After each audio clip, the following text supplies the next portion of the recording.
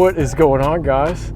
This is a video I've wanted to make for a very long time. I'm excited to finally be able to hit the 10,000 mile mark. This has definitely been the best vehicle purchase I have ever made. I'm gonna go through my likes and dislikes with the car.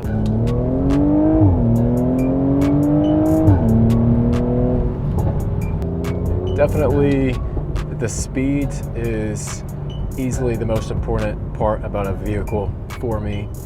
0 to 60 in the mid to low 4s, that's perfect for me. The power split between the front and rear tires is perfect. It's a perfect match. With there being more power going to the rear than the front, it's easily one of the best combinations of a vehicle I've ever driven. It's really hard to find the limit as far as understeer goes with the vehicle.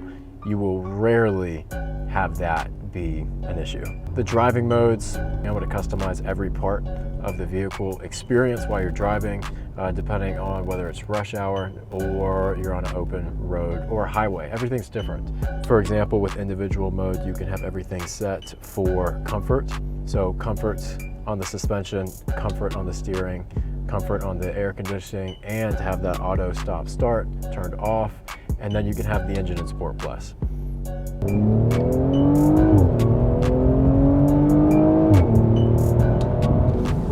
I'm not exactly sure what eco, comfort, and sport are even there for, to be honest. After driving around in Sport Plus and then going back to those, you're confused.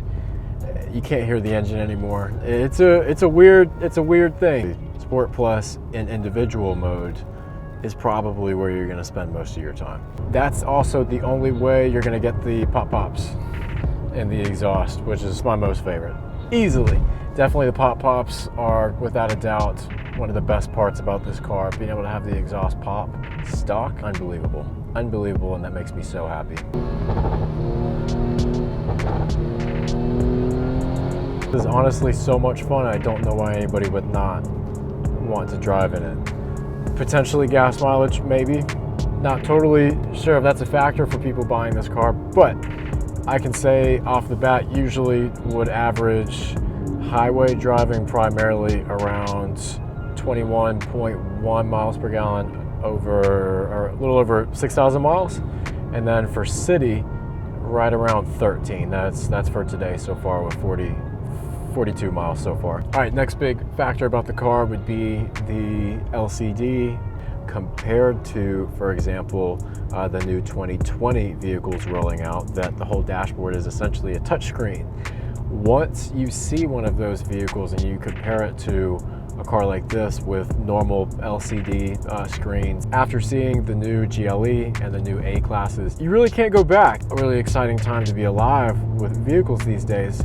But that's also the comparison with getting back in this vehicle and seeing a normal LCD screen or the normal gauge cluster.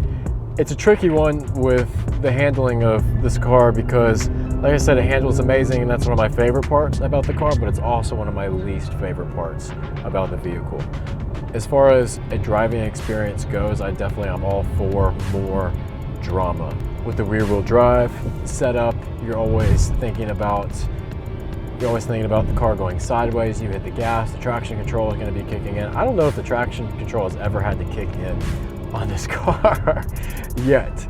The all-wheel drive setup is amazing. It does its job too well. As far as the driver's assistance package goes, that actually makes the insurance on this car extremely cheap, relatively speaking, because the way insurances work, they look up all of the vehicles and they look up the ratio of those vehicles and the wrecks that the vehicles have.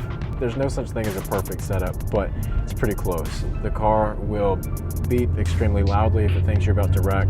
It will yank on your seatbelts extremely hard. It keeps you secure in your seat, and then it will start to brake itself before what it perceives as an impact. It's unbelievable, and it's extreme peace of mind to be able to have all of these features in a car that keep you safe and keep you from dying on the road. It's wild going from lane to lane, and there are vibrations on either side of the steering wheel depending on which lane you're going into. When you're merging, or if you hit the yellow line in the middle, the steering wheel will start to vibrate depending on which side of the car is hitting a line. Guys, thank you so much for watching. If you guys have any questions at all about the car, please feel free to comment down below. And this is the video I've wanted to make for a really long time. I'm so excited to finally hit the 10,000 mile mark in this car, to be able to give an accurate review of the vehicle. That I have loved every single mile in this vehicle, and I can't wait for many more. I'll see you guys in the next video.